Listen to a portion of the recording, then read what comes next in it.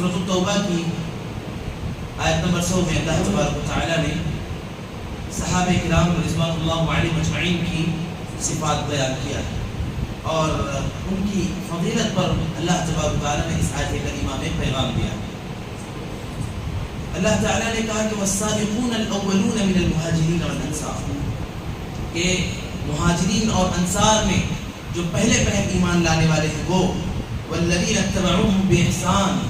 اور جو لوگ ان کی اتباع کرنے والے ہیں، جنہوں نے ان کو فالو کیا، جنہوں نے ان کی پیروی کیا، وہ رضی اللہ عنہم ورضوا عنہ، اللہ ان سے بھی راضی ہے اور وہ اللہ سے بھی راضی ہے۔ اللہ تبارک و تعالیٰ نے انہیں اپنی رضامندی کا سرٹیفکیٹ عطا کر دیا ہوا ہے،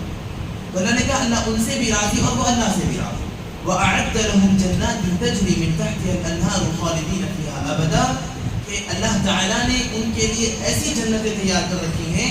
کہ تجری من تحتها الانہار، جس کے جنتوں جن باغات کے نیچے سے نہریں جاری ہوتی ہیں، خالدین فیہا ابدا، وہ ان جنتوں میں، وہ ان باغات میں ہمیشہ ہمیشہ رہتے ہیں۔ ذالک الفوز العظیم، اور یہ بہت بڑی کامیابی۔ اللہ تعالیٰ نے اس آیت کریمہ میں صحابہ کرام رضوان اللہ علیہم اجمعین کی فضیلت بیان کی ہے، ان کے مقام اور مرتبے کو اجاگر کیا ہے۔ میرے بھائیوں اور دوستوں، جس طریقے سے اللہ تبارک و تعالیٰ نے جناب محمد رسول اللہ صلی اللہ علیہ وسلم کو اس پوری کائنات میں سے چنا تھا، منتخب کیا تھا پیغمبری اور رسالت سرفراز کرنے کے لیے، بالکل ویسے ہی آپ صلی اللہ علیہ وسلم کے صحابہ کو بھی اللہ تبارک و تعالیٰ نے پوری کائنات سے چنا تھا، منتخب کیا تھا کہ اللہ کے نبی صلی اللہ علیہ وسلم کے صحابہ کون ہوں۔ جس طریقے سے موسیٰ علیہ السلام، عیسیٰ علیہ السلام اور گزشتہ انبیاء اور پیغمبر، ان کے اپنے جو خاص لوگ تھے، ان کے اپنے جو ساتھی تھے، کہ ان کی وفات کے بعد، ان کے اس دنیا سے رخصت ہونے کے بعد ان کی لائی ہوئی تعلیمات ان پیغمبروں نے، ان کے ساتھیوں نے دنیا والوں کو پہنچایا۔ بعین ہی ایسے ہی اللہ کے نبی صلی اللہ علیہ وسلم کے ساتھی بھی تھے، کہ اللہ کے نبی صلی اللہ علیہ وسلم کی تعلیمات براہ راست انہوں نے آپ صلی اللہ علیہ وسلم سے حاصل کیا۔ وہ اللہ کے نبی صلی اللہ علیہ وسلم کے سب سے پہلے تلامذہ تھے، سب سے پہلے اسٹوڈنٹس تھے، تو انہوں نے آپ صلی اللہ علیہ وسلم سے جو کچھ سیکھا، جو کچھ حاصل کیا، پھر ان کی ذمہ داری یہ بنی کہ وہ اب امت کے مختلف افراد تک یہ پیغام، جو پیغامات اللہ کے نبی صلی اللہ علیہ وسلم کے انہوں نے سنے، وہ پہنچائیں۔ اللہ کے نبی صلی اللہ علیہ وسلم نے حجۃ الوداع کے موقع پر یہ تعلیم دی، مختلف پیغامات دینے کے بعد یہ اعلان کیا، یہ تعلیم دی کہ آپ میں سے جو لوگ موجود ہیں، جنہوں نے براہ راست سنا ہے، ان کی یہ ذمہ داری کہ وہ بات والوں کو پہنچائیں، کہ فَلْيُبَلِّغِ الشَّاهِدُ الْغَائِبُ، جو لوگ حاضر ہیں اب ان کی ذمہ داری بنتی کہ جو پیغامات انہوں نے سنا ہے، جو لوگ یہاں پر نہیں ان تک پہنچائیں۔ تو یہ کام صحابہ کرام رضوان اللہ علیہم اجمعین نے کیا، وہ اولین تلامذہ تھے آپ صلی اللہ علیہ وسلم کے، اسی لیے اللہ رب العالمین نے ان کی قربانیوں کی بنیاد پر، ان کے خدمات کی بنیاد پر اللہ تبارک و تعالیٰ نے انہیں اپنی رضامندی کے سرٹیفکیٹ سے نوازا تھا۔ آج بہت سے لوگ ایسے نئے پنپ رہے ہیں، جنم لے رہے ہیں اور سوشل میڈیا پر پھیل رہے ہیں، جو والعیاذ باللہ صحابہ کرام رضوان اللہ علیہم اجمعین کی غلطیوں کو ٹٹولنے کی بات کرتے ہیں، کہ نعوذ باللہ جنگ جمل ہو یا جنگ صفین ہو، ان جنگوں میں حق پر کون تھا، باطل کون تھا، یہ ایک مستقل موضوع ہے۔ ہم سے جب بھی اس موضوع پہ کوئی گفتگو کرتا ہے، ہم صاف سے یہ جواب دیتے ہیں کہ یہ صحابہ کا باہمی معاملہ تھا، ان کا آپس کا معاملہ تھا۔ اللہ نے ان سب کے لیے پیغام دیا کہ رضی اللہ عنہم ورضوا عنہ، اللہ ان سے راضی ہو، اللہ سے راضی۔ یہ پیغام اللہ نے دے دیا، اور ہم تک اللہ تعالیٰ کا یہ پیغام صحابہ کرام کے بارے میں پہنچ گیا۔ اب ان کے جو باہمی اختلافات، آپسی تنازعات تھے، جنگ جمل ہو یا جنگ صفین ہو، یہ جو آپسی معاملات تھے، ان میں ہم کون ہوتے ہیں کہ ہم صحابہ کرام میں جو ہے ان کی کس کی غلطی تھی، مجرم کون تھا، خطا کس کی تھی، یہ ہم فیصلہ کرنے بیٹھے؟ ذرا سوچو بھائیو، کیا ہمارے پاس اپنے گریبان میں جھانکنے کا وقت کم ہے؟ اپنے گریبان میں جھانکنے کے لیے فرصت نہیں ملتی ہمیں؟ ہم اپنی غلطیوں کی اصلاح کر لیں، اپنی غلطیوں کو ٹٹول کر ان کی اصلاح کر کے اپنے آپ کو اچھا انسان بنائیں، ہمیں اس کی توفیق نہیں ملتی، اور ہم ان جو جنہیں اللہ تبارک و تعالیٰ نے پوری کائنات سے منتخب کر کے جناب محمد رسول اللہ صلی اللہ علیہ وسلم کا ساتھی بنایا تھا، ہم ان کی غلطیوں کے بارے میں بات کرنے والے ہوں بھلا یہ کیسے ہو سکتا ہے؟ اللہ کے نبی صلی اللہ علیہ وسلم نے جب کہہ دیا کہ من سب اصحابی فعلیہ لعنت اللہ والملائکۃ والناس اجمعین، کہ جس نے میرے صحابہ کو گالی دی. اور گالی کسی کہتے ہیں؟ ہر وہ چیز جو صحابہ کرام کی شان میں گستاخی جس سے سمجھی جائے یا ان کی شان کے مطابق وہ بات نہ ہو، وہ گالی ہے. اگر مجھے کوئی ایسی بات کہے جس سے میں اپنی بے عزتی فیل کروں، انسلٹ فیل کروں، تو ظاہر سی بات ہے وہ میرے لیے گالی ہوگی. صحابہ کرام کی شان میں ایسی گفتگو کرنا اور ایسی باتیں کرنا، نعوذ باللہ، کہ ایک بڑا مشہور یعنی سوشل میڈیا پر بڑا وائرل شخص ہے، وہ کہتا ہے نعوذ باللہ کہ اگر میں اس دور میں ہوتا اور میں علی کے ساتھ ہوتا تو معاویہ پر تلوار سوچ لیتا. نعوذ باللہ من ذلک. صحابہ کے بارے میں ایک گفتگو، تو ایسوں سے بچنا چاہیے. میں نام اس لیے نہیں لے رہا کہ آپ پھر نام سنیں گے، جائیں گے، سرچ کریں گے اور پھر آپ کچھ اس کی باتیں آپ کو اچھی لگیں گی اور آپ پھر اس کے عادی ہو جائیں گے. اس لیے میں نام نہیں لینا چاہتا. تو سمجھتے ہیں بہتر ہے سمجھ جاتے. بہرحال کہنا یہ ہے کہ صحابہ کے بارے میں ہم بات کرنے والے، ہم اپنی زبان کھولنے والے، ہم صحابہ کے بارے میں ان کی غلطیوں پر نظر رکھنے والے ہم کوئی نہیں. ہماری کیا حیثیت ہے ہم اس اہم ترین موضوع پر اور حساس موضوع پر گفتگو کریں. لہٰذا کبھی بھی کوئی آپ کو بلا وجہ گھیرنے کی کوشش کرے، آپ کو اس بحث میں کھینچنے اور گھسیٹنے کی کوشش کرے، صاف جواب یہ ہو کہ نہیں، ہماری اتنی کیا جسارت، ہماری اتنی کیا حیثیت کہ نعوذ باللہ صحابہ کے بارے میں گفتگو کریں. اللہ تعالیٰ نے انہیں کہا رضی اللہ عنہم ورضوا عنہ، اور صحابہ پر جو تعین و تشریح کرنے والے ہیں ان کے لیے اللہ تعالیٰ نے جو بات کی کم ہے کیا کہ من سب اصحابی فعلیہ لعنت اللہ والملائکۃ والناس اجمعین. اللہ کی لعنت، اللہ کے فرشتوں کی لعنت اور تمام انسانوں کی لعنت. اتنا زیادہ لعنت زدہ اور ملعون انسان بن جائے ہم صحابہ کے بارے میں زبان کھول کر. لہذا بہتر یہ ہے کہ ہم صحابہ کرام کے بارے میں زبان کھولنے سے اپنے آپ کو بچائیں. اسلاف میں سے ایک بڑی معروف شخصیت جن کا نام میرے زبان پر فی الحال نہیں ہے، جب ان سے سوال کیا گیا ان جنگ صفین اور جنگ جمل کے بارے میں کہ ان میں حق پر کون تھا، باطل پر کون تھا، تو انہوں نے یہی کہا کہ وہ حق پر تھے یا باطل پر تھے اس سے ہمیں کوئی مطلب نہیں، ان کا معاملہ اللہ کے حوالے. بس ہم اللہ کا لاکھ لاکھ شکر اس بات پر ادا کرتے ہیں کہ اللہ تبارک و تعالیٰ نے ہمیں اس فتنے بھرے دور سے ہمیں بچا لیا کہ نعوذ باللہ کیا پتا ہم بھی اس فتنے میں پڑ جاتے اور ہم بھی صحابہ کرام میں سے کسی کی دشمنی یا کسی پر تلوار سونپنے والے بن جاتے. اس لیے ہم اللہ تبارک و تعالیٰ کا اس بات پر سب سے زیادہ شکر ادا کرنا چاہتے ہیں. اسی سورۃ التوبہ کی آیت نمبر 107 کے اندر اللہ تبارک و تعالیٰ نے فرمایا، 107 اور 8 کے اندر والذین اتخذوا مسجدا ضرارا وكفرا وتفریقا بین المؤمنین وارصادا لمن حارب الله ورسوله من قبل ولا يحلفن إن أردنا إلا الحسنى والله يشهد إنهم لكاذبون لا تقم فيه أبدا لمسجد أسس على التقوى من أول يوم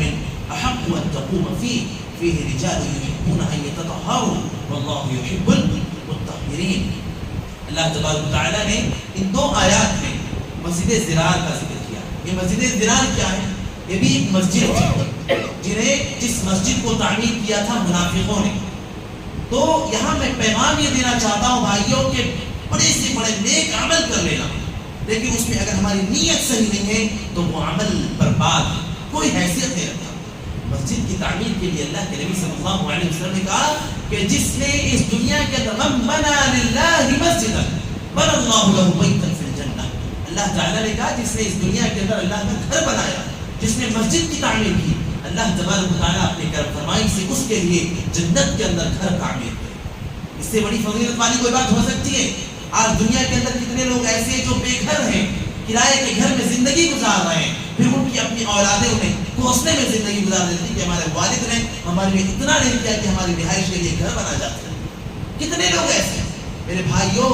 اللہ تبارک و تعالیٰ ہم اللہ کا گھر بنائیں دنیا میں، یہ دنیا تو کیا اللہ تعالیٰ ہمیں جنت الفردوس میں گھر عطا فرمائے. اتنی بڑی فضیلت والی بات، اتنا بڑا فضیلت والا عمل، لیکن اگر اس عمل کے پیچھے بھی ہماری نیت درست نہیں ہوگی تو اللہ تبارک و تعالیٰ کے نزدیک ایسے عمل کی کوئی حیثیت نہیں. اللہ نے کہا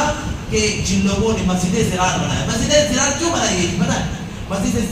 ایک مسجد تعمیر کی گئی تھی، مسجد کا نام تھا بس، لیکن مقصد اس کے پیچھے یہ تھا کہ یہاں پر اہل ایمان کو، مجاہدین کو رسول اللہ صلی اللہ علیہ وسلم کو لا کر مسجد کے نام پر جمع کریں گے اور اس کے بعد ان کے خلاف سازش رچیں گے، ان پر حملے کریں گے۔ چنانچہ جب یہ مسجد تعمیر ہو گئی تو جو لوگ مسجد کو تعمیر کرنے والے تھے وہ نبی صلی اللہ علیہ وسلم کی خدمت میں گئے اور انہوں نے کہا کہ اللہ کے نبی، ہم نے مسجد تعمیر کی ہے، لہذا آپ ہماری مسجد میں تشریف میں آئیں، ایک وقت کی نماز پڑھا دیں، گویا مسجد کی اوپننگ کر دیں، افتتاح کر دیں۔ آپ صلی اللہ علیہ وسلم تیار بھی ہو گئے، لیکن اللہ تبارک و تعالیٰ نے فوراً ساتویں آسمان سے پیغام بھیجا کہ یہ جو مسجد انہوں نے بنائی ہے یہ مسجد زرار ہے۔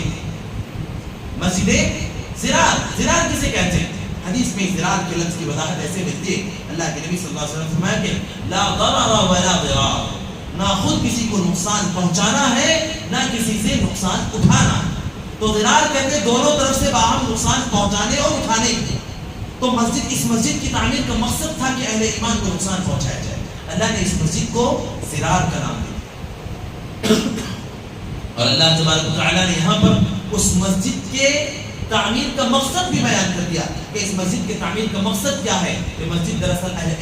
اہل ایمان کو نقصان پہنچانے اور ان کو تکلیف پہنچانے کے لیے۔ دوسرا سبب، یہ مسجد کفر کی نشر و اشاعت کے لیے۔ تیسرا سبب، یہ اہل ایمان میں تفریق ڈالنے اور انہیں ان میں بٹوارا کرانے کے لیے، انہیں آپس میں بانٹ دینے، ان میں دشمنی پیدا کرنے کے لیے یہ مقصد ہے اصل اس مسجد کی تعمیر کا۔ لہذا اللہ تبارک و تعالیٰ نے اللہ کے نبی صلی اللہ علیہ وسلم کو یہ پیغام دیا کہ لا تقم فیہ ابدا، لا تقم فیہ ابدا، ہرگز آپ اس مسجد میں کھڑے نہ ہوں۔ مسجد ہے نا بھائی، ہم کہتے ہیں نا کہ مسجد ہے بس اللہ کا گھر ہے، جو بھی ہو ہم تو نماز پڑھ لیتے ہیں، کہتے ہیں کہ نہیں کہتے؟ ہم بہت سارے بھائی ہمارے کہتے ہیں کہ بھائی ہم تو بس یہ مسلک پر ہم کوئی اعتماد نہیں کرتے، جو مسجد جہاں مل گئی نماز پڑھ لی۔ سوال یہ پیدا ہوتا ہے کہ اس مسجد کی بنیاد اور اس مسجد کی تعمیر کس منہج پر کی گئی، اس کی بنیاد کس مقصد کے تحت کی گئی ہے؟ ایسا تو نہیں ہے کہ شہر کے اندر ایک سلفی مسجد تھی اور اس مسجد میں توحید کی نشر و اشاعت کا کام ہو رہا تھا اور پھر کچھ توحید کے دشمنوں کو اس مسجد سے جو کام ہو رہا تھا، جس مشن کا کام ہو رہا تھا، جس مشن کی نشر و اشاعت ہو رہی تھی، وہ ان کی آنکھوں میں کھٹکنے لگی اور انہیں اس سے تکلیف محسوس ہونے لگی۔ لہذا انہوں نے اس کے اپوزیشن، اس کے مقابلے میں ایک اور مسجد تعمیر کی۔ تو اس مسجد کی تعمیر کا پھر مقصد کیا ہوا؟ پھر وہ لوگ جو کہتے ہیں کہ جو مسجد میری نماز پڑھ لیتے ہیں ہمیں کیا فرق پڑتا، بس مسجد اللہ کا گھر ہے، اللہ کا گھر ہے، ہر مسجد میں نماز پڑھنے کی اجازت ہوتی تو اللہ کے نبی صلی اللہ علیہ وسلم کو یہ حکم کیوں دیا جاتا کہ لا تقم فیہ ابدا، آپ اس مسجد میں ہرگز کھڑے نہ ہوں، کیونکہ اس مسجد کی بنیاد جو ہے نا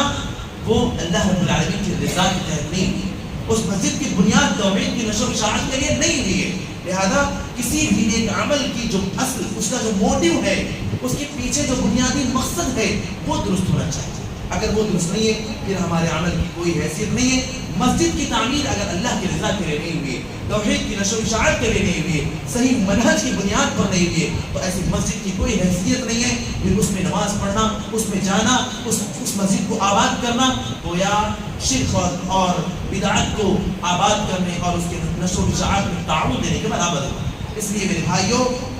ہر مسجد کو تقوی کی بنیاد پر قائم ہوئی مسجد کے برابر نہیں سمجھنا چاہیے۔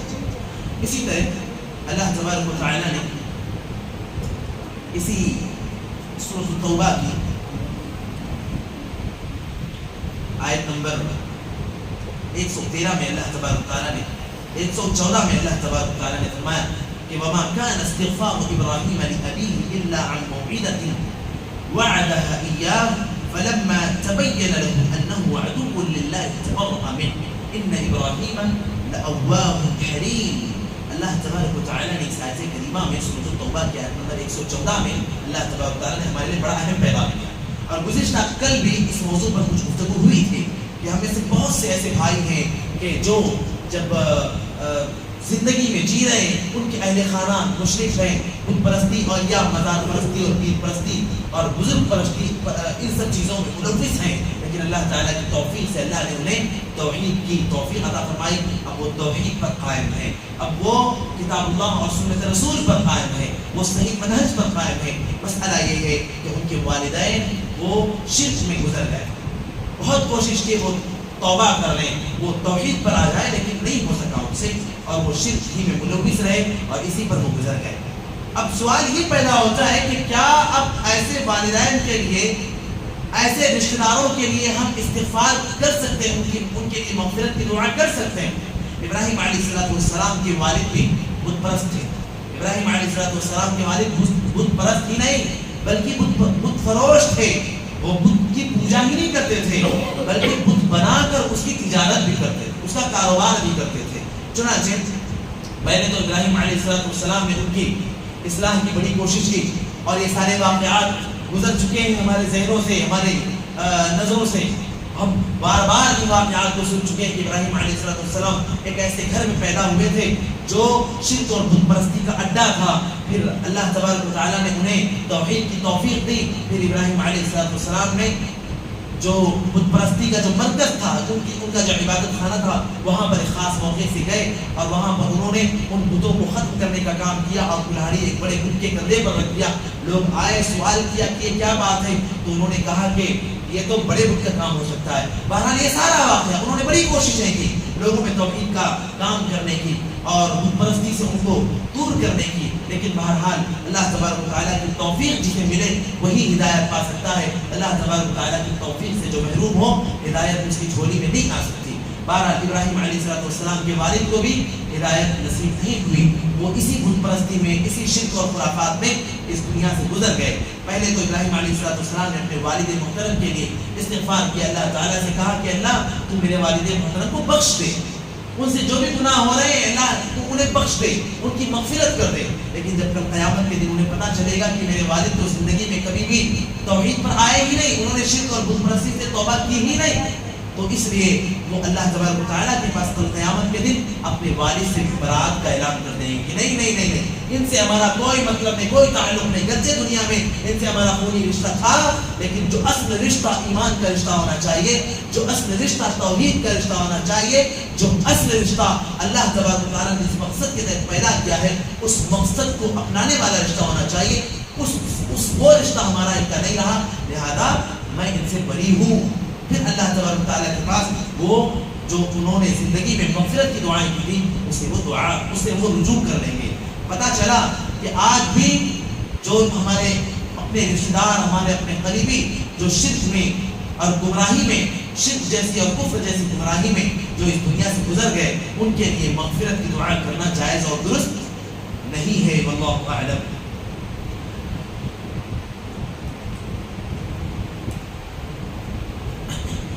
اللہ تبارک و تعالیٰ نے اسی سورۃ یونس کے آیت نمبر 12 میں اللہ تبارک و تعالیٰ نے فرمایا کہ وَإِذَا مَسَّ الْإِنسَانَ الضُّرُّ دَعَانَا لِجَنبِهِ أَوْ قَاعِدًا أَوْ قَائِمًا فَلَمَّا كَشَفْنَا عَنْهُ ضُرَّهُ مَرَّ كَأَن لَّمْ يَدْعُنَا إِلَىٰ ضُرٍّ مَسَّهُ كَذَلِكَ زُيِّنَ لِلْمُسْرِفِينَ مَا كَانُوا يَعْمَلُونَ۔ اللہ تبارک و تعالیٰ نے اس آیت کریمہ میں سورۃ یونس کی 12 نمبر آیت کریمہ میں اللہ تبارک و تعالیٰ نے یہ پیغام دیا ہے، مشرکین کے اس طرز کو بیان کیا ہے کہ جب بھی ان کو کوئی مصیبت لاحق ہوتی، جب بھی انہیں کوئی تکلیف آتی، جب بھی انہیں کوئی پریشانی ہوتی، جب وہ کسی آزمائش کے شکار ہوتے تو وہ فوراً ہاتھ اٹھاتے، اللہ تبارک و تعالیٰ سے دعائیں کرتے، اللہ تعالیٰ کو یاد کرتے، اللہ تبارک و تعالیٰ سے اپنی مصیبت کے ازالے کی دعائیں مانگتے۔ پھر جب اللہ تبارک و تعالیٰ انہیں اس مصیبت سے نجات دے دیتا، پھر اللہ تبارک و تعالیٰ انہیں اس مصیبت سے چھٹکارا دے دیتا، وہ اس مصیبت سے نجات پا جاتے، تو پھر ان کا معاملہ کیا ہوتا؟ پھر ان کا معاملہ یہ ہوتا کہ پھر وہ اسی اللہ تبارک و تعالیٰ کے ساتھ شرک میں ملوث ہو جاتے، پھر وہ اللہ تعالیٰ کو بھلا دیتے۔ پتہ چلا کہ انسان کا حال یہ ہے کہ جب پریشانی میں ہوتا ہے تو اللہ کی یاد زیادہ آتی ہے، اور جب خوشحالی میں ہوتا ہے تو اللہ تعالیٰ کو بھلا دیتا ہے اور دنیا پرستی میں، دنیا کی رنگینیوں میں مست اور مگن ہو جاتا ہے۔ تو یہ رویہ درست نہیں ہے، یہ طرز عمل ٹھیک نہیں ہے۔ ہر حال میں ہمیں اللہ تبارک و تعالیٰ کے ذکر میں اپنی زندگی کے اوقات گزارنا چاہیے، ہر حال میں ہم دعا کے لیے ہاتھ اٹھائیں تو اللہ تبارک و تعالیٰ کو یاد کریں، ہر حال میں ہم اللہ تبارک و تعالیٰ کو نہ بھولیں۔ یہ پیغام ہمارے لیے اللہ تبارک و تعالیٰ نے دیا ہے۔ اب اگر ہمارے ساتھ معاملہ ایسا ہوتا ہے کہ جب کوئی تکلیف کا موقع آیا، جب بیماری آ گئی، جب پریشانی آ گئی، جب نقصان اور گھاٹا ہو گیا کاروبار میں، تب ہم اللہ تبارک تعالیٰ کی طرف ہاتھ اٹھا کر رو لیتے ہیں، گڑ گڑا لیتے ہیں. لیکن جب اللہ تبارک تعالیٰ دولت کے لیے پیڑ دے دیتا ہے، ہر طرح کی خوشیاں، ہر طرح کے اچھے حالات ہمیں مل جاتے ہیں، تو پھر ہم اللہ تبارک تعالیٰ کو بھلا دیتے ہیں. نہ نمازوں میں، نہ دعاؤں میں، نہ ذکر و اذکار میں، بلکہ صورتحال یہ ہوتی ہے کہ جب ہمیں اللہ تبارک تعالیٰ کی یاد کی طرف کوئی بلانے کے لیے آتا ہے تو ہم اسے بھی جھڑکنے کا کام کرتے ہیں، اسے بھی ہم جھڑکنے کا کام کرتے ہیں، اس سے بھی ہم چڑ محسوس کرتے ہیں. میرے بھائیو اور دوستو، یہ رویہ تو کفار کا رویہ تھا، یہ طریقہ ہے اور یہ طرز عمل تو کافروں کا طرز عمل تھا. لہذا ہمیں یہ طرز عمل